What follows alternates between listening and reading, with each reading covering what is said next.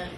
Kay ang usa ka nanay ug usa ka tatay, sila mo'y unang may sa saksong sa panimalay.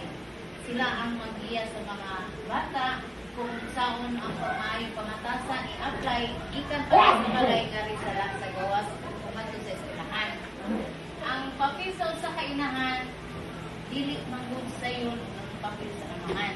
Kay kita nga ginikanan nagkinahanglan kita og taas nga pasensya o pag intellectual o pag-ampo ang atong kinahanglan gamiton. Kay mas nindot di siya nga program sa DSWD kay kita mga ginikanan gilamdagan kanila o gigiyahan ta kung unsaon pagyud nato pag-amuma o pag-guide atong mga anak. Nahantod sa hantod sila pod maka-cook up o maka-ibalo kung yun sa unang ko sila pag-iman o pag-amuma. Nahantod sila nahimo na sila mulambo o mahimo na sila nga mga professional sa atong na baka na to ano Kita kayo tumahan duri mga anak ko. 20 days ba? 20 days. Sa 20 days na mga sesyon na amo ang tackle, na atong na-tackle ganang ang ako ang masa na siya kanang na-uncross ba nang sa akong kinabuhi ba?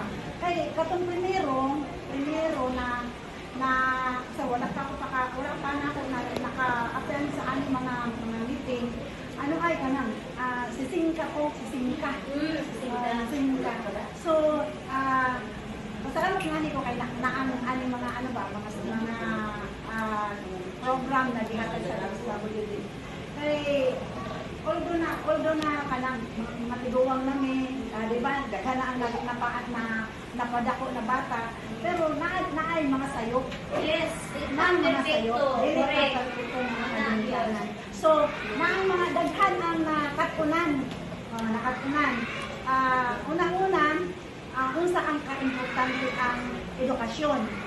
Na kinahanglan kita na ginikanan, maugod ang mo encourage nila na mo eskwela yun. Kaya matapos sa kanato, wala usa na siya kanang nangandoy na mo, madili sila mo asinso. Ang atong pangandoy, mo asinso ang atong mga anak. Pero usa man ang paagi na atong buhato, salamat kay naan mga paagi, mga estratehiya, mga paraan aron ang mga bata na mulampos sa ilahang pag-eskwela. And then napod unsa na siya kanang ang ginikanan naapod unsa na siya kanang tungkulin. Number 1, daghan ang atong priority, daghan ang priority. Pero ang atong priority ang pag-eskwela yon. Ang encourage sila tagaan ng motivation para mo-eskwela sila. Sa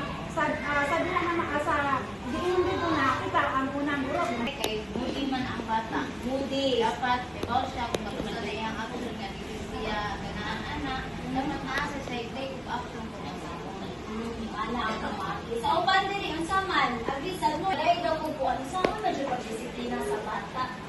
Like na sila yung mga pagsutingan dili mayo dapat katukihan ay sa kung sa sila ato sila ipasabot ka dili ka kayo about sa ilang kung mga kuwan sa eskwelahan kailangan mag-guide kanila.